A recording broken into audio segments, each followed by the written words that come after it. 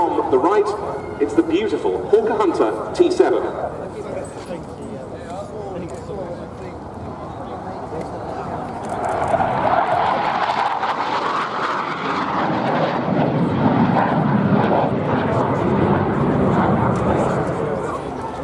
Quite an arrival.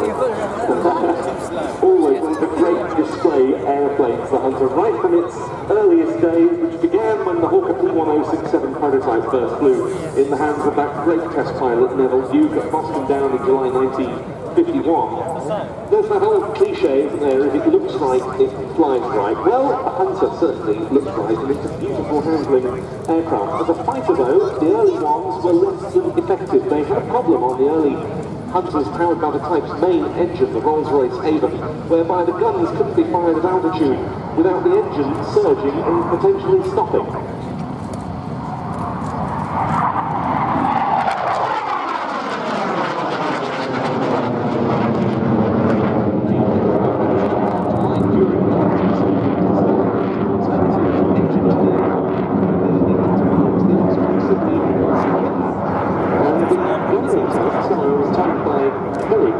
Hunter pilot, Rob D, were actually undertaken initially on one of the fire engine aircraft, not a leave-on powered one, so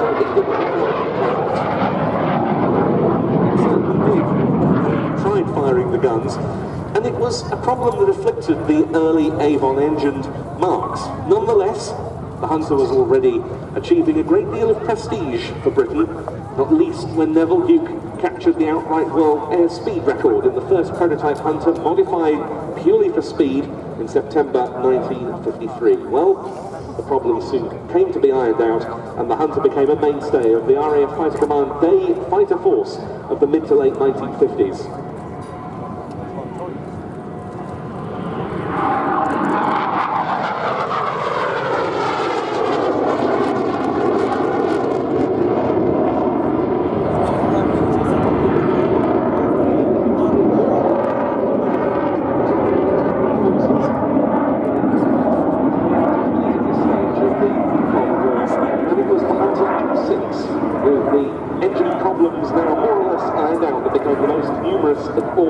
Hunter Marks.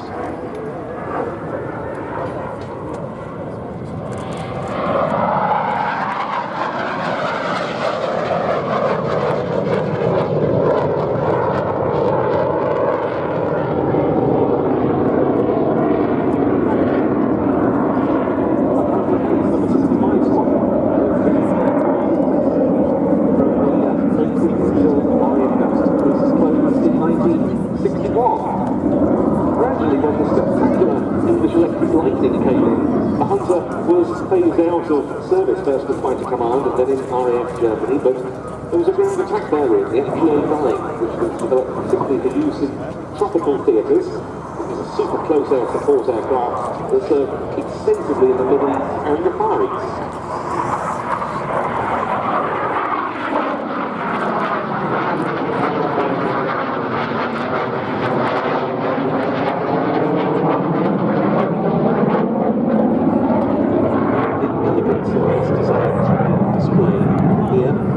This is a two-seat T7 version with a wider forward fuselage to accommodate the side-by-side seating configuration in very little way detracts from the Hunter's elegant lines. The trainer was developed first as a private venture, but it was soon adopted by the RAF, and two-seat Hunters were the last in RAF service until 1994, latterly acting as companion trainers for the Buccaneer Maritime Strike Force.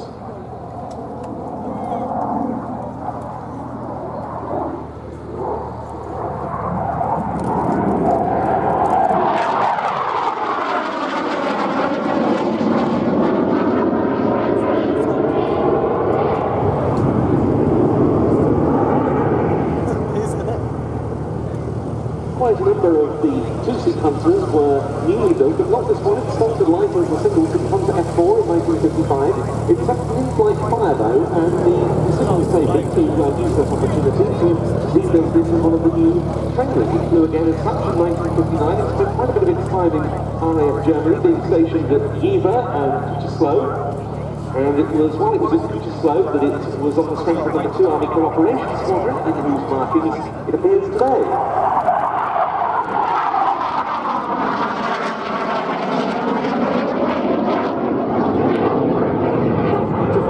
Slow roll, illustrating there a bit of the Hunter's superb flying characteristics that made it one of the great display items of the golden age, as it were, of the post-war RAF. Some wonderful aerobatic teams were equipped with Hunters, most famously the Black Arrows and number 111 Squadron, Treble 1, who in 1958 at the Farnborough Airshow looped a formation of 22 Hunters and then rolled 16 of them all in close formation. Those feats are unlikely ever to be equalled, let alone bettered.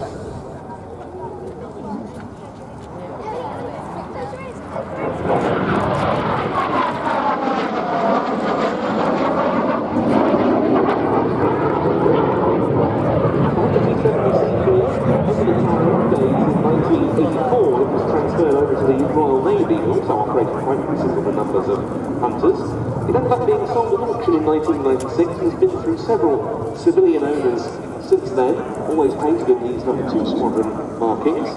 In 2012 it was sold to its current owner Graham Peacock, who moved the aircraft to North Wheal, another former RAF Hunter base in Essex, and there it lives to this day.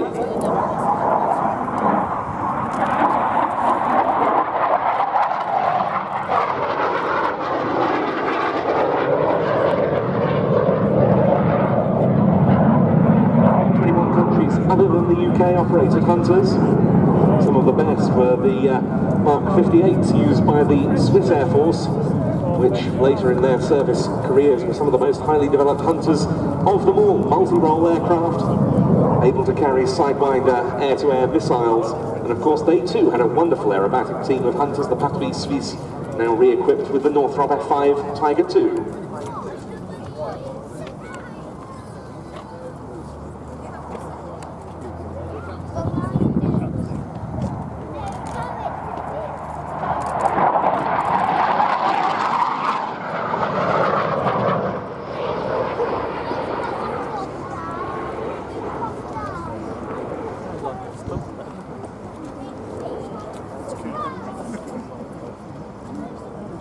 Well, that was the Hunter's final part of a beautifully flown routine by Andy Hill, a former RAF pilot, instructed on the jet provost, flew the carrier operationally and as an instructor.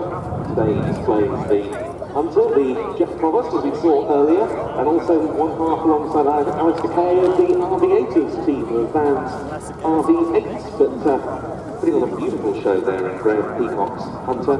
An aircraft built to the tune of 1,972 examples, and it's still much in demand today, not just as a highly prized jet warbird, but also on military contract duties. One of the biggest operators in that regard, HHA at RAF Scampton in Lincolnshire, which has an extensive fleet operating on various Ministry of Defence contracts. But there we see Graham Peacock's example about to turn finals, returning once again to terra firma at this airfield that saw so much in the way of Hunter activity in the Cold War years, albeit ceasing in 1961 when the airfield was closed, only to become active again a few years later. And a quick reminder, you can collect a DVD of this weekend's action here at Duxford, or at least you can order that DVD. It'll be produced and sent on to you. Drop by Plains TV, their trade store is by the Monarch airline, the big yellow Britannia, and you will get the opportunity to get a free DVD as well. And also, if you're only here today on the DV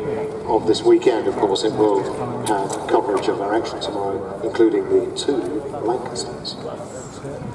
So the Hunter in over the threshold. Of course, the hard runway at Duxford rather shorter now than it was when Hunters operated here in period, as it were. So the drag chute being screened, and Andy Hill bringing the aircraft to a stop. A little distance, he'll again be taxiing off down the left-hand end and taking his place back on the jet plan, having deposited the drag chute, which there to be cleared away. I'm confident that drag chutes are pretty hopeless thing to move because they build up carbonic stuff electricity, and therefore one has to make sure one's wearing special gloves, suitable equipment to take them away. Not the work at the moment. Absolutely not.